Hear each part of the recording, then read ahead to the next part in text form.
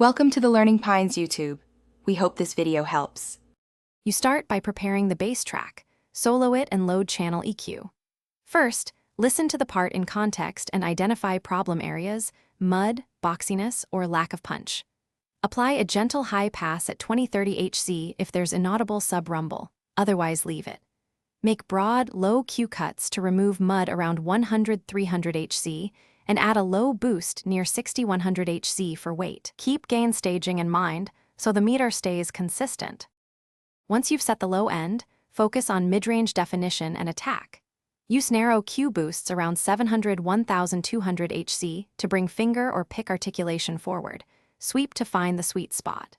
If low mids get boomy only on peaks, use Logic's linear phase or the single band compressor to tame 100-300 Hz dynamically.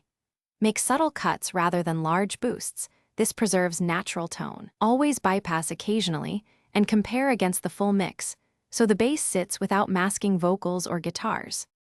To finish, match the bass's perceived loudness so EQ changes didn't trick you. Use the gain or trim plugin. Keep sub-frequencies mono under about 120 Hz for solid low end, and apply any stereo widening only above 300 Hz. Automate level changes to maintain consistency through the arrangement. If the low end disappears or sounds thin, check polarity/phase with other tracks, disable plugins to isolate issues, and enable plugin delay compensation. Thanks for watching. Consider subscribing if we helped you.